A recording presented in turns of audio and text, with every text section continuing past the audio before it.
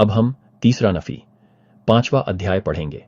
और देखो, नफाइयों के सभी लोगों में एक भी जीवित प्राणी ऐसा नहीं था जो उन सभी पवित्र भविष्यवक्ताओं के शब्दों पर जरा भी संदेह करता हो जिन्होंने बात की थी, क्योंकि वे जानते थे कि उनका पूरा होना आवश्यक है। और वे जानते थे कि भविष्यवक्ताओं के वचनों के अनुसार दी गई कई निशानियों के कारण मसीह का आना उचित होना ही चाहिए। और जो बातें पहले ही हो चुकी थीं, उनके कारण वे जानते थे कि जो कुछ कहा गया था उसके अनुसार सब कुछ होना आवश्यक है। निशानियों के पूरा होने से आकाश प्रकाशित हो जाता है। नफाई यह मानते हुए आकाश की ओर देखते हैं कि मसीह का आगमन निकट है। इसलिए उन्होंने अपने सभी पापों, अपनी घिनौनी बातों और अपने व्यभिचारों को छोड़ दिया और दिन रात पूरी लगन से भगवान की सेवा की।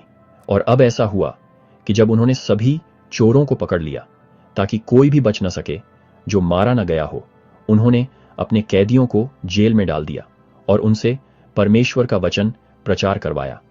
और जितने लोगों ने अपने पापों से पश्चाताप किया और यह वाचा बांधी कि वे अब और हत्या नहीं करेंगे, उन्हें रिहा कर दिया गया। लेकिन जितनों ने वाचा नहीं बांधी और जो अब भी अपने हृदय में उन गुप्त हत्याओं को रखते थे, हाँ, जितने भी अपने भाइयों के विरुद्ध धमकियां देते हुए पाए गए, उन्हें कानून के अनुसार दोषी ठहराया गया और दंडित किया गया। और इस प्रकार उन्होंने उन सभी दुष्ट, गुप्त और घिनौनी साजिशों को समाप्त कर दिया जिनमें इतना अधर्म और इतनी हत्याएं की गईं। देखो, मैं परमेश्वर के पुत्र यीशु मसीह का शिष्य हूं। उसने मुझे अपने लोगों के बीच अपना वचन सुनाने के लिए बुलाया है ताकि उन्हें अनंत जीवन मिले।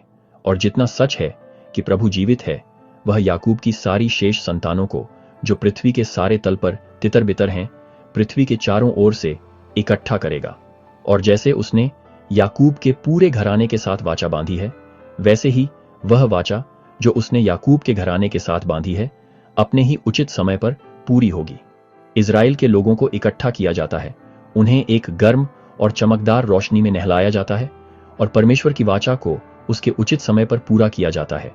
और तब वे अपने मुक्तिदाता को जानेंगे जो परमेश्वर का पुत्र यीशु मसीह है।